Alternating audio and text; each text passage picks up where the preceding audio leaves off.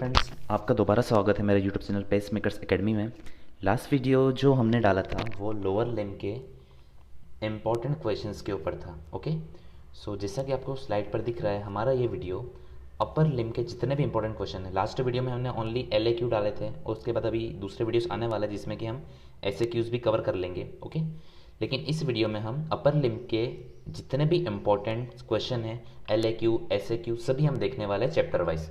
Okay, तो ध्यान दीजिए, चलिए स्टार्ट करते हैं। सबसे पहले दो चैप्टर जो है introduction to upper limb and bones of the upper limb, इनसे यूनिवर्सिटी एग्जाम में से कुछ कोई क्वेश्चन आता नहीं है, जबकि बस बोन्स ऑफ अपर लिम्ब जो है वो बस इंपॉर्टेंट है वाइवा पॉइंट ऑफ व्यू के हिसाब से, बाकी एग्जाम में आने के चांसेस बहुत कम हैं। ओके, तो हम सबसे पहले स्टार्ट करेंगे किससे, पेक्टोरल रीजन के साथ। पेक्टोरल रीजन में ओनली 3 क्वेश्चंस हैं जो कि आ सकते हैं। ठीक है, ओनली 3 इंपॉर्टेंट क्वेश्चन है। इसके अलावा कोई क्वेश्चन अगर बहुत ज़्यादा किस्मत खराब रही तो इसके बाहर जाएगा, बाकी इतना पढ़ लिया मोर देन इनफ है। ओके, तो सबसे पहला क्वेश्चन बनता है pectoralis major muscle, pectoralis minor muscle और सेरेटस एंटीरियर मसल। इन मसल्स के ऊपर क्वेश्चन आ सकता है। क्या पूछ सकते हैं इनका, वही typical questions, origin, insertion, nerve supply क्या है इनकी, इन मसल्स का एक्शन क्या है और इन मसल्स का अप्लाइड। ओके, तो पहला क्वेश्चन ये हो गया।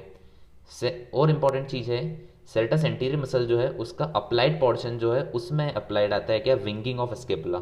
तो ये बहुत इंपॉर्टेंट क्वेश्चन बनता है, कौन सा, सेरेटस एंटीरियर मसल का। Okay, origin, insertion, nerve supply, action and applied में आ जाएगा क्या, winging of scapula. Then second question बन सकता है इस पे क्या, clavipectoral fascia. Most important question है ये भी, करीब SAQ के लिए, SAQ में आपको आ सकता है। ओके, क्लेवी पेक्टोरल फेशिया में आपको किन पॉइंट्स के अंतर्गत आंसर लिखना है आपका, एक जनरल इंट्रोडक्शन लिख देना आप, clavipectoral fascia, what is clavipectoral fascia. Second number पे इसका एक्सटेंड का डायग्राम बना देना आप। डायग्राम बनाने के बाद अगला डायग्राम बना सकते हो आप, कौन सा, structure piercing the clavipectoral fascia. तो ये हो गया आपका सेकंड क्वेश्चन इस चैप्टर से। देन नेक्स्ट क्वेश्चन है, दिख रहा है आपको, ब्रेस्ट, वेरी इंपॉर्टेंट। ये LAQ का क्वेश्चन है, नहीं LAQ में तो ये SAQ में भी आ सकता है। ओके, दोनों में से किसी में भी आ जाएगा। कभी LAQ में आता है ये क्वेश्चन तो सिंपली दिखाई दे रहा है आपको स्क्रीन पे, 4 पॉइंट्स के अंदर पूछ सकते हैं। एक्सटेंड, एक्सटेंड में लोकेशन भी आ जाएगी, लोकेशन लिख देना इसकी, एक्सटेंड लिख देना, एक नॉर्मल इंट्रोडक्शन लिख देना, ब्रेस्ट क्या होता है। देन ब्रेस्ट की ब्लड सप्लाई आएगी। ब्लड सप्लाई में याद रखिएगा, जब भी ब्लड सप्लाई आए तो आपको आर्टेरियल सप्लाई के साथ ही साथ वेनस ड्रेनेज भी लिखना होता है। बहुत सारे बच्चे क्या करते हैं, ब्लड सप्लाई आती है उसमें ओनली आर्टेरियल सप्लाई लिखाते हैं और सोचते हैं पूरे नंबर मिल जाएंगे, बट उनके नंबर कट जाएंगे बिकॉज उन्होंने क्या नहीं लिखा है, वेनस ड्रेनेज। ओके, तो ब्लड सप्लाई में आर्टेरियल सप्लाई के साथ साथ वेनस ड्रेनेज लिखना भी क्या है, बहुत इंपॉर्टेंट है। देन लास्ट सबसे इंपॉर्टेंट पॉइंट है ब्रेस्ट में क्या, lymphatic drainage. Okay, lymphatic drainage of breast खुद में ही एक क्वेश्चन है, ये अलग से आपको SAQ में भी आ सकता है, या फिर ब्रेस्ट का नॉर्मल क्वेश्चन आया तो भी आपको ये इन पॉइंट्स के अंतर्गत आपको लिखना है। क्लियर है? सो ये हो गया हमारा पूरा पेक्टोरल रीजन। इसके बाहर क्वेश्चन जाने के चांसेस बहुत कम है। नेक्स्ट चैप्टर पे आते हैं हम क्या, एक्जिला। नेक्स्ट चैप्टर पे हम आते हैं क्या, एक्जिला। एक्जिला की बात करते हैं। सबसे पहला क्वेश्चन, चैप्टर का नाम ही है एक्जिला जो है वो खुद ही एक क्वेश्चन है। ओके, एक्जिला या फिर आर्म पिट। तो एक्जिला पे आपको नॉर्मल एक्जिला की बाउंड्रीज और कंटेंट्स के ऊपर क्वेश्चन आ सकता है। ओके, डायग्राम कौन सा बनाना है बाउंड्रीज और कंटेंट में, एक ही डायग्राम है, वो डायग्राम आपने बना दिया, ये वाला डायग्राम है ना, ये वाला डायग्राम आपने बना दिया तो आपको फुल मार्क्स मिल जाएंगे। ओके, इसमें जो है एक्जिला के जो कंटेंट्स है वो भी आ रहे हैं, उसके अलावा एक्जिला की कुछ बाउंड्रीज भी आ रही है पूरी, उसके अलावा आपको रूफ वगैरह लिखना है। अलग से भी शॉर्ट आंसर क्वेश्चन में आपको पूछ सकते हैं कि सर्वाइको एक्सिलरी केनाल। ओके, ये देखो ये बाउंड्रीज लिखी हुई है सर्वाइको एक्सिलरी केनाल की, ये अलग से भी आपको SAQ में आ सकता है। ओके, तो फर्स्ट क्वेश्चन हो गया हमारा क्या, एक्जिला, आर्मपिट। सेकंड क्वेश्चन आता है इसी चैप्टर से क्या, एक्सिलरी आर्टरी। सेकंड क्वेश्चन क्या आता है इससे, एक्सिलरी आर्टरी। ये भी LAQ के फॉर्म में भी आ सकता है या फिर SAQ के फॉर्म में, बहुत इंपॉर्टेंट क्वेश्चन है ब्रेकियल प्लेक्सस की तरह ही। तो एक्सिलरी आर्टरी 3 पॉइंट्स में पूछते हैं वो, एक नॉर्मल इंट्रोडक्शन लिखना है आपको एक्सिलरी आर्टरी का, देन आपको पार्ट्स ऑफ एक्सिलरी आर्टरी लिखना है, देन एक्सिलरी आर्टरी के पार्ट्स लिखने के बाद क्या, उसके रिलेशन, और सबसे लास्ट इंपॉर्टेंट चीज़ क्या है, ब्रांचेस। सबसे इंपॉर्टेंट चीज़ क्या है, ब्रांचेस ऑफ एक्सिलरी आर्टरी। तो ब्रांचेस तो याद होना ही चाहिए आपको। ओके, तो इन 4 पॉइंट्स के अंतर्गत आपको एक्सिलरी आर्टरी लिखना है। नेक्स्ट पॉइंट,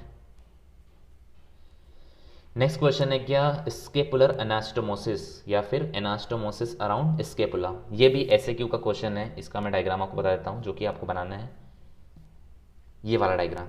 ओके, ये वाला डायग्राम आपने बना दिया इस एनास्टोमोसिस अराउंड स्केपुला में, तो नंबर कटने के चांसेस जो है बहुत बहुत कम होते हैं। क्लियर है, और एक थोड़ी बहुत थ्योरी लिखनी पड़ती है इसमें। क्लियर है। देन नेक्स्ट अगला क्वेश्चन आता है ब्रेकियल प्लेक्सस। ब्रेकियल प्लेक्सस का तो पूरा वीडियो बन चुका है। क्लियर है, और ब्रेकियल प्लेक्सस भी आपको बता चुका हूँ मैं। ब्रेकियल प्लेक्सस का formation, branches of brachial plexus, वही कॉर्ड की ब्रांचेस, ट्रंक की ब्रांचेस और अपने रूट की ब्रांचेस। उसके अलावा रिलेशन आते हैं ब्रेकियल प्लेक्सस के, applied anatomy of brachial plexus, इसमें अप्स पैरालिसिस और क्लम्पलिस पैरालिसिस आता है। क्लियर है, तो ये हो गया आपका सेकेंड चैप्टर, कौन सा, एक्जिला। ओके, देख लीजिए एक बार। देन नेक्स्ट चैप्टर आता है chapter number 5, back of the body and scapular region. इसमें ज़्यादा क्वेश्चन नहीं है, केवल 4 क्वेश्चन है इसमें भी। पहला क्वेश्चन आता है, बहुत इंपॉर्टेंट क्वेश्चन है, 2020 में ही आया हुआ है ना, लास्ट ईयर के पेपर में आया है। रोटेटर कफ मसल्स बहुत इंपॉर्टेंट है, बस इसमें आपको एक सिंपल सा एक डायग्राम बनाना है और मसल्स का नाम लिखना है। क्लियर है, ये लिखा हुआ है, डायग्राम बनाना है, नॉर्मल इंट्रोडक्शन देखिए, उसका फंक्शन लिख देना, फंक्शन देने के बाद उसका क्या लिख देना, अप्लाइड भी लिख सकते हो। ठीक है, देन नेक्स्ट क्वेश्चन एसएक्यू के फॉर्म में आ सकता है क्या, ट्राइंगल ऑफ ऑस्कल्टेशन, ये एसएक्यू वाला क्वेश्चन है। देन नेक्स्ट आएगा डेल्टॉइड मसल, बहुत इंपॉर्टेंट है डेल्टॉइड मसल।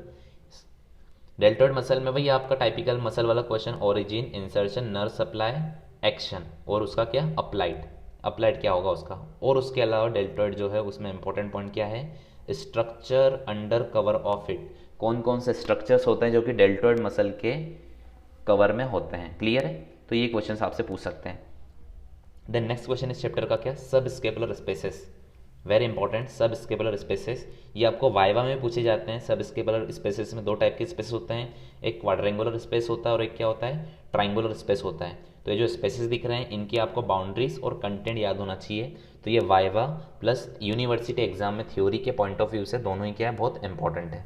ओके, तो ये हो गया हमारा चैप्टर कौन सा, back of the body and scapular region. Okay, next chapter, chapter number 6, shoulder joint complex. ये तो मैंने लोअर लिम में भी जो वीडियो बनाया था। जॉइंट में तो यार टाइपिकल ये क्वेश्चंस आते हैं, जॉइंट का क्वेश्चन जब भी आ रहा है, ये तो पूरा का पूरा चैप्टर ही क्या है, क्वेश्चन है। क्लियर है, पूरा का पूरा चैप्टर ही क्या है, क्वेश्चन है। तो इसमें आपको वही टाइपिकल जॉइंट का टाइप कौन सा है, सॉरी जॉइंट का टाइप कौन सा है, ओके, कौन कौन से लिगामेंट्स होते हैं जॉइंट में, उसके अलावा जॉइंट के रिलेशंस लिखना है आपको, उसके बाद आर्टिकुलर सरफेसेस कौन कौन सी है। देन ये बहुत इंपॉर्टेंट है, factors maintaining the stability of the joint, ये बहुत इंपॉर्टेंट क्वेश्चन है, आपको लिखना है। कभी नहीं भी पूछा है ना तो आपको जरूर लिखना है, इससे आपके नंबर इंक्रीज होंगे। Okay, factor maintaining the stability of the joint. उसके अलावा बर्सी अराउंड द शोल्डर जॉइंट, ये तो आपका ये जो रिलेशन वाला डायग्राम होगा उसी में कवर कर सकते हो आप। क्लियर है, उसके अलावा लास्ट क्वेश्चन वही अप्लाइड। अप्लाइड तो यार ऐसा एनाटॉमी में आपको बताने की जरूरत नहीं पड़ना चाहिए कि अप्लाइड लिखना है। याद रखना, जो भी क्वेश्चन आ जाए अप्लाइड तो लिखना ही है, विदाउट अप्लाइड एनाटॉमी का क्वेश्चन पूरा नहीं होता। क्लियर है, अगर 10 नंबर का क्वेश्चन है, आपने सब कुछ लिख दिया लेकिन उसका अप्लाइड नहीं लिखा, तो प्रोबेबली आपके नंबर कट सकते हैं, आपको 6 या 7 नंबर देगा वो। ठीक है, डिपेंड करता है उसका मूड कैसा है एग्जामिनर का। बट अगर आपने अप्लाइड अच्छे से लिखा हुआ है तो डेफिनेटली आपके नंबर जो है, मतलब नंबर कटने के चांसेस क्या है, बहुत कम है। ओके, तो चैप्टर नंबर 6 हो गया। चैप्टर नंबर 6 के बाद आएगा क्या, chapter number 7, venous drainage and cutaneous innervation of upper limb. No question asked, no question asked. Clear है, किस्मत खराब रही तो आ सकता है, अब किस्मत का मैं कुछ नहीं कर सकता। 7 चैप्टर हो गया। Chapter number 8, arm. Okay, arm से भी बस 3 क्वेश्चन आते हैं बेसिकली, दिख रहा है आपका स्क्रीन पे। बाइसेप्स ब्रेकाई, वही origin, insertion, nerve supply, action और उसका अप्लाइड। क्लियर है, उसके बाद सेकंड क्वेश्चन है very important, cuboidal fossa. Cuboidal fossa तो याद होना ही होना। और भैया एक टाइपिकल गलती बताता हूँ मैं, बहुत सारे बच्चे कर देते हैं, क्यूबाइटल फोसा में पॉप्लिटियल फोसा की बाउंड्रीज कंटेंट लिखाते हैं, तो ये तो बहुत बड़ी दिक्कत हो जाएगी, है ना। आपके सामने प्रोफेसर दिक्कत खड़ी कर देगा, या फिर यूनिवर्सिटी एग्जाम में भी नंबर कट जाएंगे आपके। ये मतलब माफ़ करने लायक गलती नहीं है कि क्यूबाइटल फोसा में आप पॉप्लिटियल फोसा की बाउंड्रीज वगैरह लिख के आ रहे हैं। ओके, तो क्यूबाइटल फोसा भी सेम, उसी कंसेप्ट पे लिखना है आपको क्यूबिटल फोसा की बाउंड्रीज, एक नॉर्मल इंट्रोडक्शन लिख देना, लोकेशन कहाँ पर होता है, क्यों होता है, कैसे होता है, कंटेंट्स और उसका applied. Okay, then third question important है ये, वैसे arterial anastomosis around elbows, elbow के अराउंड जो आर्ट्रियल एनास्टोमोसिस होता है वो बहुत इंपॉर्टेंट क्वेश्चन है, आता है। एक तो एल्बो के अराउंड और एक नी के अराउंड, ठीक है, दोनों आपको आना चाहिए। तो ये हो गया हमारा चैप्टर नंबर 8 आर्म। आर्म में बस ये 3 क्वेश्चन बनते हैं। Next chapter four arm. Four arm में यार क्वेश्चन ऐसे तो नहीं बनता। फोर आर्म में आपको एक बात बताता हूँ मैं, काम की बात है, इसको ध्यान रखना हमेशा। जब भी आपका एनाटमी का वाइवा होगा ना, जब भी आपका एनाटमी का वाइवा होगा, तो जब अपर लिम्ब का वाइवा होता है ना, तो केवल आपसे वही चीज़ें पूछी जाती है जो कि आपको सामने जो मसल्स वगैरह दिख रही है, बस वही पूछते हैं, है ना। वो चीज़ नहीं पूछ लेगा जो दिख ही नहीं रही है।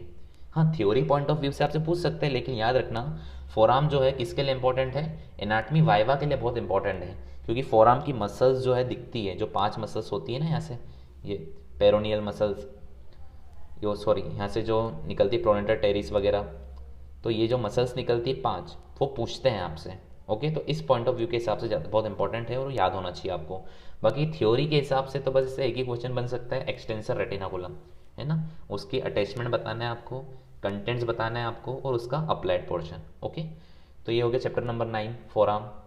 अब आ जाओ chapter number 10 elbow radio ulnar joint. बहुत कम पूछा जाता है, लेकिन वाइवा के हिसाब से बता रहा हूँ मैं आपको, वाइवा में ज़रूर पूछते हैं रेडियस और अल्ना के बीच में कौन सा जॉइंट होता है, ये पूछा जाता है। क्लियर है, रेडियस और अल्ना के बीच में कौन से जॉइंट होता है ये पूछते हैं। टाइप ऑफ जॉइंट क्या है, तो आपको आना चाहिए ये वाइवा में ज़रूर पूछते हैं, मेरे से 2 बार पूछा है ये। क्लियर है। नेक्स्ट चैप्टर नंबर 10 हो गया। चैप्टर नंबर 11 हैंड जो है उसमें से 4 क्वेश्चन बनते हैं। कौन कौन से 4 क्वेश्चन है, ध्यान दीजिए। सबसे पहला क्वेश्चन बनता है वही फ्लेक्सर और एक्सटेंसर रेटिनोकुलम, तो दोनों जगह इंपॉर्टेंट है, लोअर लिम में भी इंपॉर्टेंट है और अपर लिम में भी। तो इसी का वही अटैचमेंट, कंटेंट और उसका अप्लाइड पोर्शन पूछेंगे फ्लेक्सर रेटिनोकुलम से। देन नेक्स्ट ये क्वेश्चन भी आ सकता है ऐसे क्यों में, इन्यूमरेट करने को आ सकता है, आपको मसल्स का नाम लिखना है, कौन सी thenar group of muscles and hypothenar group of muscles, ये पूछते हैं। वाइवा में भी पूछते हैं एनाटमी में, क्योंकि थिनार एमिनेंस, हाइपोथिनार एमिनेंस, ये चीज़ें दिखती है आपको। और उसके अलावा क्या पूछेंगे आपसे, इसकी नर्व सप्लाई पूछ सकते हैं। ओके, तो जरूर याद होना चाहिए आपको थिनार एमिनेंस की मसल्स और hypothenar group of muscles. Then next palmar arches, है ना, ये जो आपका हैंड होता है, 1-2 सेकेंड, ये हैंड जो है इसके अराउंड क्या होगा, इस टाइप से आर्टरीज की आर्चेस होती है, मतलब ब्लड सप्लाई समझ लो। तो ये जरूर मतलब आ सकता है, इंपॉर्टेंट क्वेश्चन है पामर आर्चेस। ओके, 2 टाइप की होती है, सुपरफिशियल पामर आर्च होती है और क्या होती है, डीप पामर आर्क होती है। क्लियर है, तो ये हो गया आपका नेक्स्ट क्वेश्चन। फिर अगला क्वेश्चन है भैया पामर आर्चेस हो गया। अब अगला क्वेश्चन है क्या, anatomical snuff box. Very important, दोनों पॉइंट ऑफ व्यू के हिसाब से, थ्योरी के हिसाब से भी और आपके वाइवा के हिसाब से भी बहुत इंपॉर्टेंट है। क्यों इंपॉर्टेंट है, क्योंकि एनाटॉमिकल स्नफ बॉक्स आप अपने हैंड में देख सकते हैं। क्लियर है, तो वाइवा में आपसे पूछ सकते हैं where is anatomical snuff box, बताओ बाउंड्रीज बताओ, तो आना चाहिए ये। इसमें वही टाइपिकली जो आपको दिख रहा है, boundaries, contents and applied of anatomical snuff box. Okay, I hope आपको समझ में आ गया होगा यहाँ तक के questions. Then next chapter number 12 joint and movements of hand. Joint तो यार अपर लिम्ब की बात करें ना, तो बस शोल्डर जॉइंट इंपॉर्टेंट है। उसके अलावा कभी किस्मत ख़राब रही तो एल्बो जॉइंट भी प्रिपेयर कर सकते हो। क्लियर है, जो एल्बो जॉइंट अपन ने देखा ना, वो भी आप प्रिपेयर कर सकते हैं, लेकिन इसको लास्ट में करना, जब आपका सब कुछ हो जाए ना, जितना मैं बता रहा हूँ उतना हो जाए, उसके बाद लास्ट में करना इसको एल्बो जॉइंट को प्रिपेयर, क्योंकि जनरली नहीं पूछते हैं ये। क्लियर है, आगे चलिए, चैप्टर नंबर 12 हो गया। उसके बाद आ जाओ chapter number 13, most important chapter है भैया। इस बार अनएक्सपेक्टेड क्वेश्चन आ गया था, इससे एक्सपेक्टेड क्वेश्चन नहीं आया था। मीडियन नर्व किसी ने सोचा भी नहीं था कि ये आ जाएगी और यही आ गई, है ना। तो नर्व्स तो भैया सभी करना है आपको, अपर लिम ले लो या लोअर लिम ले लो, दोनों में आपको नर्व जितने भी है ना, सभी नर्व करना है, क्योंकि भरोसा नहीं, कोई सी भी आ सकती है। क्लियर है, इस बार मीडियन आ गई थी, तो नर्व्स के तो जितने भी नाम लिखे मैंने सामने, radial nerve, median nerve, ulnar nerve, musculocutaneous nerve and axillary nerve, ये सभी आपको करना है। नर्व में क्या लिखने को आता है, नर्व में क्या लिखने को आता है, सबसे पहले उसका फॉर्मेशन कहाँ से हो रहा है, सबसे पहले क्या लिखना है आपको कि नर्व का फॉर्मेशन कहाँ से हो रहा है। फॉर्मेशन के बाद उसका सेकंड पॉइंट में क्या लिखना है, उसका कोर्स कहाँ कहाँ से निकल निकल के आ रही है। और तीसरे नंबर पे क्या लिखना है आपको, मसल्स, मतलब कौन कौन सी मसल को सप्लाई कर रही है या फिर सेंसरी सप्लाई कर रही है तो किसको कर रही है। ये लिखने के बाद क्या करना है आपको, लास्ट में वही अप्लाइड तो लिखना ही है। क्लियर है। तो ये सभी नर्व्स में आपको बस यही ट्रेंड फॉलो करना है, कभी 10 नंबर में क्वेश्चन आता है तो। और यदि आपको स्पेसिफिक कर दिया उसने कि ओनली मसल सप्लाइड बाय, पूछ लिया ऐसा कि muscle supplied by radial nerve लिखो तो केवल वही लिखो, या फिर कोड से लिखना है रेडियल नर्व का तो केवल वो लिख दो। क्लियर है। मतलब अपनी तरफ से ज्ञान नहीं देना चाहता, जितना पूछा है उतना ही लिखो क्योंकि टाइम कम होता है लिखने के लिए। उसके अलावा भैया ये देखो ऊपर मैंने कुछ अप्लाइड लिखे हुए हैं जो कि जनरली जो है वाइवा में भी पूछ सकते हैं आपसे, तो ये प्रिपेयर होना चाहिए आपके। पहला क्या लिखा है, claw hand, claw hand, wrist drop, Saturday night palsy, ये इंपॉर्टेंट क्वेश्चन है। उसके अलावा क्या, कार्पल टनल सिंड्रोम, ये भी इंपॉर्टेंट क्वेश्चन है। ओके, तो आपको ये सभी क्वेश्चंस तो प्रिपेयर करना ही करना है। ये आपके वाइवा पॉइंट ऑफ व्यू के हिसाब से भी इंपॉर्टेंट है, और जनरली आपको थ्योरी में भी अलग से भी आ सकता है कि रिस्ट ड्रॉप के ऊपर शॉर्ट नोट आ गया तो लिखना है आपको रिस्ट ड्रॉप के बारे में। क्लियर है। तो ये हो गया अपना पूरा अपर लिम्ब के क्वेश्चंस हो गए हैं। ठीक है। तो एज ए सीनियर मैं आपको ये टिप देना चाहूँगा कि ठीक है यार, मैंने इंपॉर्टेंट्स तो आपको सब पता चल गए हैं, लेकिन मेरी बात मानना आप लोग कि अभी क्या चल रहा है, कोरोना पीरियड चल रहा है, लॉकडाउन है, आपके पास टाइम बहुत है, क्लासेस लग नहीं रही है। क्लियर है। मेरे को पता है आप लोग ऑनलाइन क्लासेस कैसी अटेंड करते होंगे, बस चालू करके रख देते होंगे। ठीक है। तो सिंपल सी टिप है मेरी कि भाई अभी देखो कॉलेज तो क्या है, ओपन है नहीं, बंद है। घर पे हो आप कहाँ हो, GHAR घर पे हो। घर पे इतने ज़्यादा एन्जॉय तो कर नहीं रहे होंगे। क्लियर कि बहुत ज़्यादा एन्जॉय कर रहे होंगे, तो ना ही एन्जॉयमेंट हो रहा है तो क्यों ना पढ़ाई कर ली जाए, क्यों ना बेटा अभी स्टडी कर लो आप। देखो लॉजिक सुनना इसके पीछे का क्या है, अभी आप पढ़ाई कर लो घर पे हो तो, क्योंकि घर पे ना ही एन्जॉयमेंट हो रहा है तो पढ़ाई कर ली जाए। तो अभी क्या होगा कि जब आप अभी पढ़ाई कर लोगे, अभी प्राइमरली मैं बोल रहा हूँ एनाटमी खत्म कर लेना, एनाटमी खत्म मतलब टेंशन खत्म। ओके, एनाटमी खत्म कर ली ना आपने लॉकडाउन में, तो जब कॉलेज खुलेगा ना तो आपका जो स्ट्रेस है वो क्या हो जाएगा, बहुत कम हो जाएगा, टेंशन फ्री हो जाओगे यार मैंने एनाटमी खत्म कर ली, क्योंकि फिजियोलॉजी बायोकेमिस्ट्री ऐसा हो जाती है। ठीक है। एनाटमी नहीं होती, एनाटमी खत्म कर लिया मतलब आपने 70% सिलेबस खत्म कर लिया। क्लियर है। तो बस वही है। और एनाटमी भी ऐसा नहीं कि ओनली इंपॉर्टेंट कर लिए, पहले भैया पूरा चैप्टर पढ़ना है आपको, पूरा चैप्टर पढ़ोगे ना तभी आपको चीज़ें समझ में आएगी। और एक और चीज़ है, एनाटमी भैया बार बार भूलोगे आप, इसलिए टेंशन मत ले लेना यार एनाटमी तो याद ही नहीं हो रही है ना। एनाटमी ऐसा सब्जेक्ट है, कैसा सब्जेक्ट है, MTR मतलब क्या है, मुझे तो रटना है, बस रटने के अलावा कोई चांस नहीं है आपसे। लेकिन ओनली रटना नहीं है, समझना भी होता है इसको। अच्छा सब्जेक्ट है, इंटरेस्टिंग है, शुरू शुरू में बहुत डर लगता है लेकिन हो जाता है कवर। ठीक है, टेंशन मत लेना इतनी ज़्यादा। ओके, बेस्ट ऑफ लक, पढ़िए। वीडियो पसंद आया तो लाइक शेयर सब्सक्राइब जरूर कीजिएगा और बेल आइकॉन ज़रूर दबाइएगा। क्लियर है, जिससे कि नई वीडियो जब भी मैं डालूँ तो आपको उसका नोटिफिकेशन मिल जाए, और अपने बैचमेट्स के साथ भी शेयर कीजिएगा। Okay, so stay home stay safe, thank you.